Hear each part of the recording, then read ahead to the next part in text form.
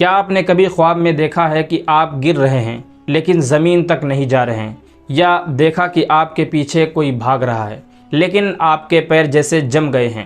اور سب سے عجیب بات، خواب میں کسی مرے ہوئے انسان کا آنا، یا قبر، اندھیرا، خون، یا کوئی پرانی جگہ۔ اگر آپ نے بھی یہ خواب دیکھے ہیں تو آج کا ایپیسوڈ آپ کے لیے ہے، کیونکہ ہر خواب بے مقصد نہیں ہوتا۔ کچھ خواب آپ کی روح تک بات کرتے ہیں اور ان کا مطلب کبھی کبھی بہت گہرا ہوتا ہے۔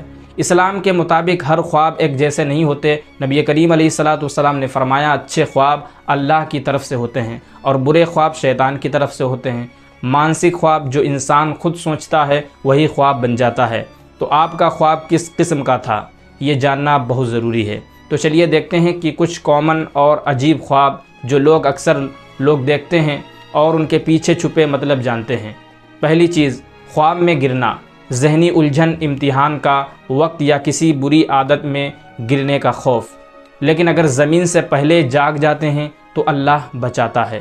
نمبر 2، کوئی پیچھا کر رہا ہو۔ اس کا مطلب کیا ہے؟ ذہنی یا روحانی پریشر، کسی دشمن کا اثر یا جن شیطان کا تأثر۔ اگر آپ خواب میں دوڑ کر بچ جاتے ہیں تو اس کا مطلب ہے آپ روحانی طور پر مضبوط ہیں۔ نمبر 3، قبر یا میت دیکھنا۔ اس کا مطلب ہے تذکرہ موت، اللہ رب العزت کا پیغام، اپنے اعمال سدھار لو۔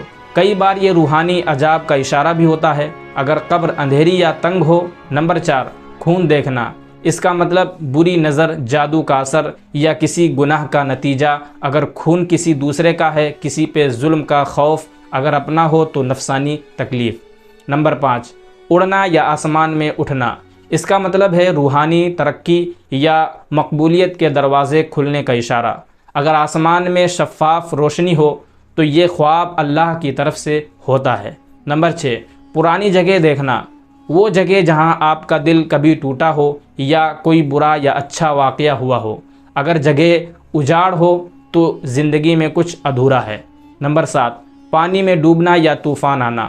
ذہنی یا ایمانی طوفان۔ کئی بار ایسے خواب ان لوگوں کو آتے ہیں جو فتنے کے دور سے گزرے ہوتے ہیں، لیکن اگر آپ ڈوب کے نکل آئیں تو سمجھ لو اللہ رب العزت نے آپ کو کسی بڑی مصیبت سے بچا لیا ہے۔ رسول اللہ صلی اللہ علیہ وسلم نے فرمایا، اچھا خواب دیکھو تو اللہ تبارک و تعالیٰ کا شکر ادا کرو، برا خواب دیکھو تو اسے کسی سے نہ بیان کرو اور اس خواب سے پناہ مانگو۔ نفس پہ اثر نہ پڑنے دو اور ہمیشہ یاد رکھو کہ خواب ایک پیغام ہو سکتا ہے لیکن وہ آپ کی تقدیر نہیں ہوتا۔